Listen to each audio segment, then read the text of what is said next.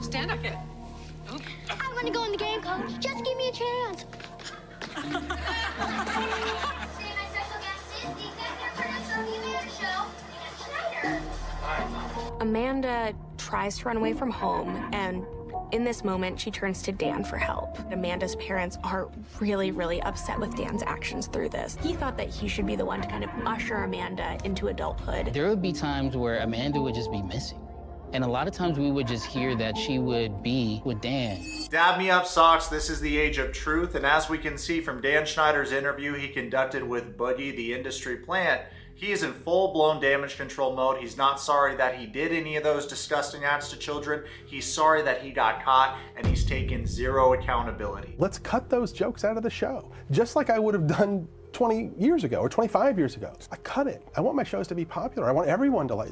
The more people who like the shows, the happier I am. Yeah. So if there's anything in a show that needs to be cut because it's upsetting somebody, let's cut it. So I think it's big for you to say with your work, if it's viewed as that today, you don't have a problem. Cut it.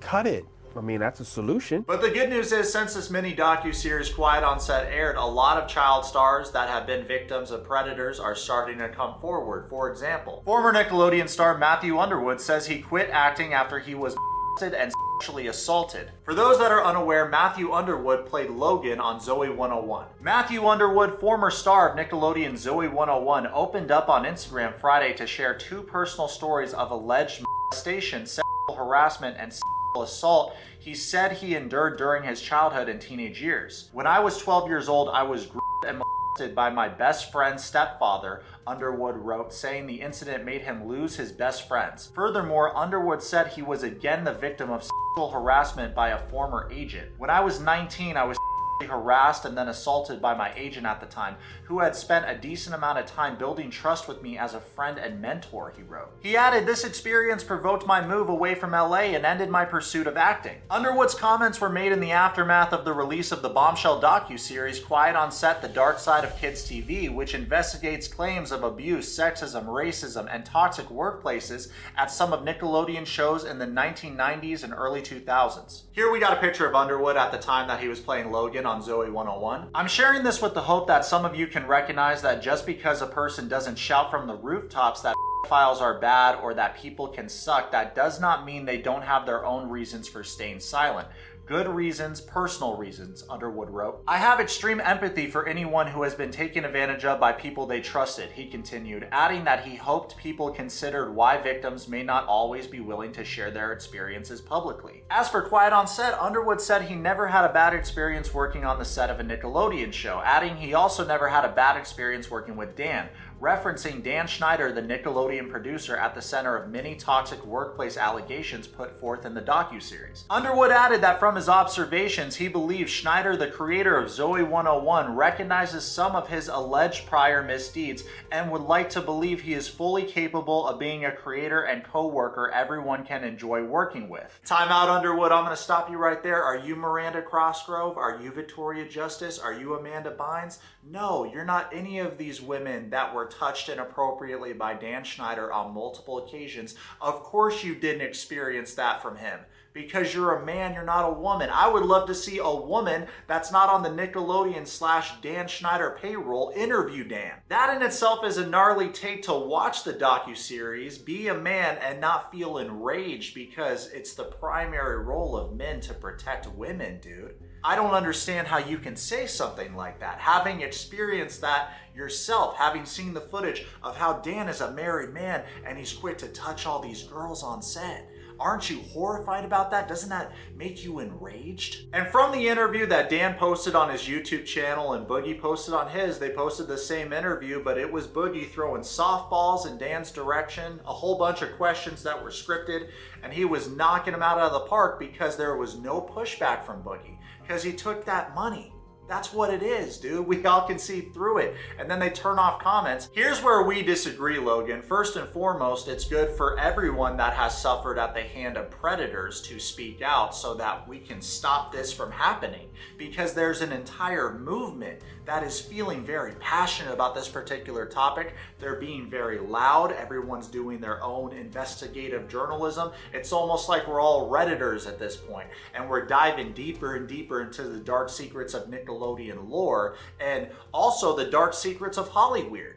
So right away, it actually would be a good thing if more people came over, I think. I would love to know what you think about this in the comments below. Now, for people that have had their entire lives ruined by Dan Schneider, like Amanda Bynes, who as a little kid spent so many hours alone in Dan's office, what do you think was happening there, buddy? They were acting, they were going over lines. For sure. And here's another point that we disagree on, Underwood. Dan recognizes some of his prior alleged misdeeds. First of all, let's separate what's alleged versus what we actually saw and know to be true. Because it is a confirmed fact that he was a sexual predator, and we can see that by how he's touching all of these kids inappropriate without their consent. He also asked numerous employees and women in the workplace to give him massages. That's not their job. You don't sexualize your employees. As we saw from the docuseries, Dan Schneider's the kind of guy that was openly saying things like women aren't funny, yet who built his career up to where it was? Women did, like Amanda Bynes. When he discovered her, he hit the lottery jackpot because dad was on the same page. Amanda Bynes' dad was a failure as a comedian. He was a dentist. He wanted to live his dream through his daughter, which is why he was so giga-focused on making her a star. And Dan was incredibly hands-on. That's how they worded it in the docuseries. Recognizes some of his prior misdeeds. How about recognizing all of the prior misdeeds, whether they're alleged or not? How about being open and discussing them? Dan will never do that. You know why? Because Dan's a confirmed liar that has been getting away with atrocities for years. And I'm curious, Underwood, by the alleged prior misdeeds of Dan Schneider, are you referring to the speculation that he molested Amanda Bynes on numerous occasions, and that's why all those years ago she tweeted about it from an alt account and compared him to Harvey Weinstein? Or are you referring to the rumors that he got Amanda Bynes knocked up at just 13 years of age and made her get an abortion? I don't know about y'all, but for me, one of the most tilting parts of the interview conducted between Boogie and Dan Schneider was when they discussed Amanda Bynes briefly.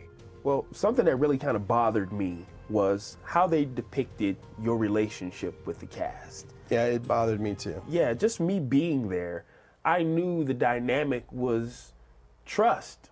I understood that in situations where they may have had turmoil, whether it be with their families, whether it be other castmates, they came to you. Versus how they made you look. With that said, Amanda Bynes was brought up in the series and her emancipation and how you were involved in that. Can you talk to us about it a bit? Sure. Amanda was between the ages of 16 and 17, and she wanted to get emancipated from her parents, which was a fairly common thing with successful young actors, at least at the time. Sure. And she wanted that for herself. So she turned to her team, which included her lawyer, her agent, her manager, her publicist, me, because she included me as part of her team, thought of me that way. We supported her.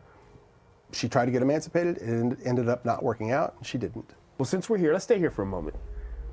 There was also an incident where she had ran away from home, if you would. Can you talk to us a little bit just to clear the air of exactly what happened in that situation? Yes. One night, it was very late, well after midnight, 1 or 2 in the morning. Phone rang. I answered. It was Amanda. She was upset. She was in distress. She had had some conflict with her parents, I think her father, and she called me. I was immediately concerned about her safety. I called someone who I knew was fairly nearby. That person was able to go and pick her up. Then I knew she was safe. I felt better. She ended up being taken to the police.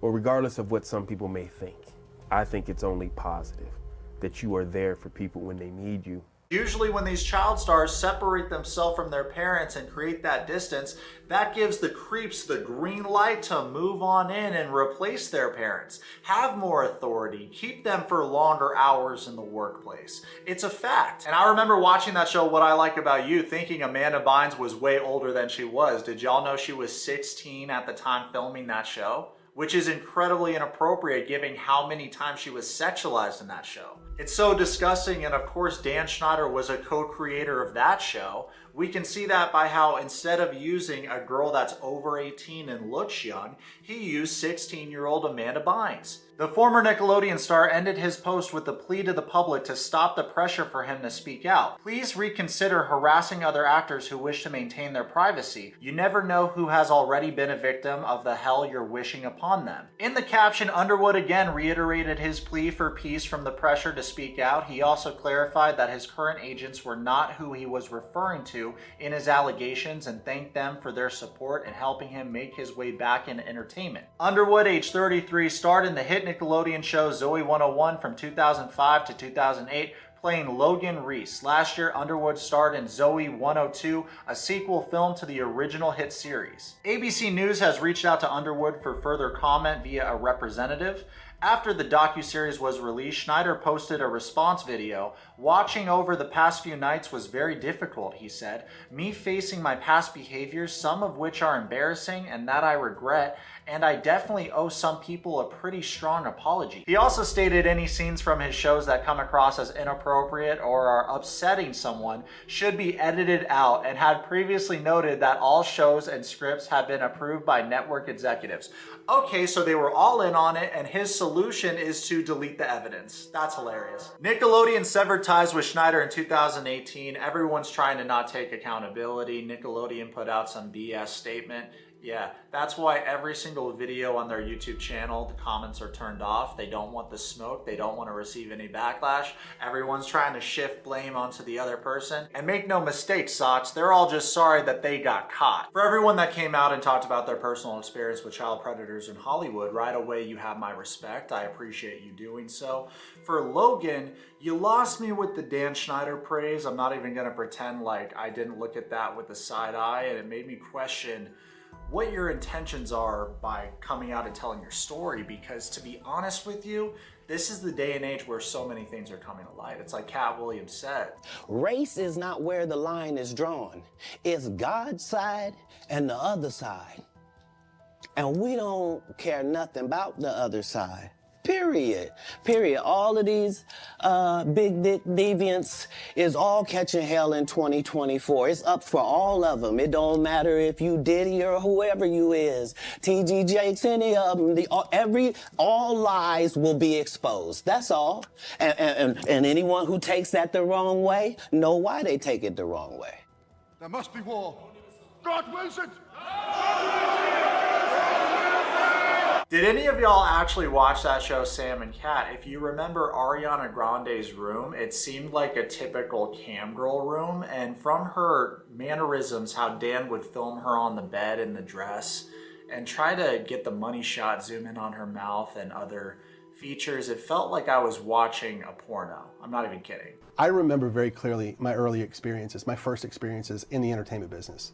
I was green, I was scared, I was excited. It meant the world to me that I was getting those opportunities. And I went in and I got lucky because they were great. My first couple of experiences were fantastic. And the fact that I didn't pay that forward to every employee that walked through my door, it hurts my heart because I should have. And I wish I could go back and fix that. During Jabba's interview with Boogie, he kept repeating by kids, for kids content, acknowledging that the shows he was producing was for children. You've written hundreds of episodes. Thousands of jokes have been told. Yeah. But currently where we are, some people think that some of those jokes are inappropriate for children. What do you think of that? All these jokes that you're speaking of, that the show covered over the past 2 nights, every one of those jokes was written for a kid audience because kids thought they were funny and only funny, okay? Now we have some adults looking back at them 20 years later through their lens, and they're looking at them and they're saying, oh, you know, I don't think that's appropriate for a kid show. And I have no problem with that. If that's how anyone feels.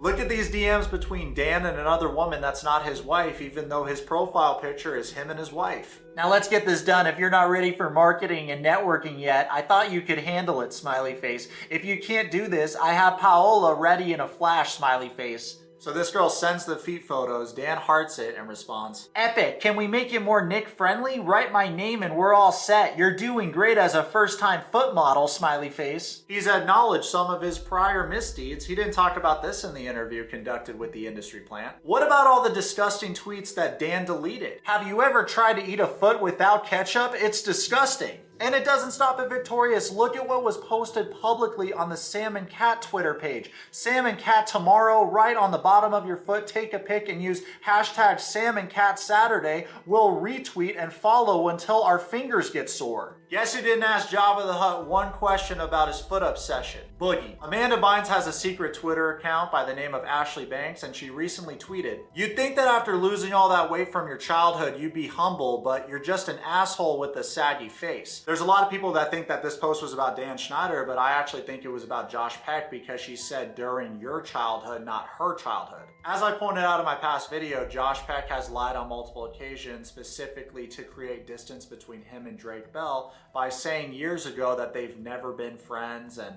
they weren't actually close off camera. They haven't hung out in multiple years, but there's so much footage, whether it's pictures, whether it's videos of them hanging out, which contradicts what he was saying. Fast forward to present day, there's been a huge wave of support for Drake Bell because he spoke out against Brian Peck and admitted that he was the victim of him back in 2004. And I'm going to talk more about this in another video because I'm going to talk about Drake Bell's court case, about his relationship with Josh Peck over the years. I found it very odd that Josh said that not many people were at his wedding when there were many A-listers. Dan Schneider himself was invited, but not Drake Bell. What I found most interesting about the situation is when Josh Peck started receiving backlash from fans for not inviting Drake to his wedding, he all of a sudden made all these collaboration videos with Drake, but the difference was between both of them on camera, Drake was talking to Josh and Josh was talking to the audience, or the camera in this case. I had found myself in some hot water when I was, being stupid and responded to somebody who had created a Finsta, like a fake Instagram, and were sending me,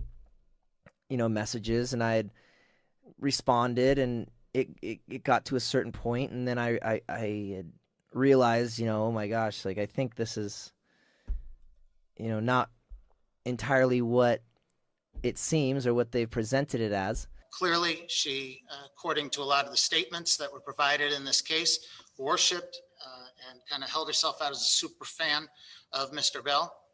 There were no claims at all of any sort of inappropriate conduct until the victim in this case learned of Mr. Bell's fiance, now wife. And at that point, that's when everything kind of turn her world upside down. The woman that claimed Drake Bell did all those awful things to her is a confirmed liar. She was an obsessed fan that went to go see Drake Bell perform live on multiple occasions after claiming he did terrible things to her. Since the time of her allegation, when she claims that this happened, she went to 9 additional concerts that he was at. She would message him saying, "I miss you." When we talk about the kind of different reality, I think one of the points that stood out most to me. How many of y'all have heard of victims going to 3 of their supposed abusers' concerts? Yeah, I haven't heard of that either. I will simply say this, some of these claims that were made about sending photos of genitals, we went through these claims with the prosecutor's office for a long time, approximately 18 months. No such image was presented, either to the state or to the defense. The claim that he is a pedophile lacks any sort of factual support. It didn't happen, and you can tell by her over-the-top acting if you watch the court footage. I'll be sure to link that in my bio. She claimed to have gotten digitally penetrated by Drake Bell, whatever that means. Her outrageous claims were investigated and proven to not be true. And the reason I pled guilty to even the charges that I was charged with was because my attorney looked at me and said, look, I had already spent, so much money on representation and investigation and all this stuff just to defend myself. And they said, well, now look, this is what a trial is going to look like. You're going to go, it's going to be 2 or 3 weeks. My wife and I had just had a son. So they're like, your son's going to be sitting behind you watching this happen, and the media is going to twist it any way they want that's going to make it the most clickable as possible. And it's going to be every day. People are going to be watching what's happening every day. And anybody is going to be able to say anything they want on the stand, whether it's true or not. And unfortunately, we see guilty people walk away and innocent people go to jail every day. Now, what is true is Drake Bell admitted to talking to her here and there over the span of a couple years, but once he asked her what her age was and got the answer, he immediately blocked her. This came as a huge blow to the superfan because she found out her Prince Charming, Drake Bell, didn't want to settle down and marry her. She felt so heartbroken that she called the cops and claimed he was a child predator. There was certainly concern for the victim's reality in her case and in her claims thereafter. In year 2021, Drake Bell pled guilty to a felony charge of attempted child endangerment and a misdemeanor charge of disseminating matter harmful to juveniles. It was inappropriate for him as an adult male celebrity to be having conversations with an underage fan in the first place. Whether he was dating, engaged, or married at the time, either way, it's weird to be giving attention to a random fan on the internet like that. What doesn't make sense to me is Drake was talking to this girl for years but never bothered to ask her age. Said the other option is you take responsibility for this this here and what you did here. You take responsibility for that, and we charge you. You'll get probation, community service, and you won't miss a day in California with your son. And I said, I'll take the one where I don't miss a day in California with my son. And so that's why I pleaded guilty. But now it goes over. Drake Bell pleads guilty. It's like, no, I was presented with two options. You would have done the same thing, And then it says pled guilty to sexual assault, and it's like, none of that's true. None of that is remotely true, and unfortunately, it's put a huge stain on everything that I've worked for and everything that I've been doing. And another bummer is I know I'm vague about it, but because I just haven't really found the time or the place or been comfortable enough to discuss really what I've gone through in Hollywood and my story. But being labeled these things that I've been called in these past, couple years, it's really hard. It's confirmed that this girl lied in court and under oath, and I think we can all agree, whether you like Drake Bell or not, that shouldn't be allowed. I think there should be more repercussions when it comes to lying under oath in a courtroom. Good news, everyone! I'm also going to be posting exclusive content for our channel members, so make sure you join the Yourwetsock channel membership program. We're also going to be making a lot of exposed videos on the cringe cast members of 90 Day Fiancé, 1,000 Pound Sisters, and all these different TLC shows, so look out for those.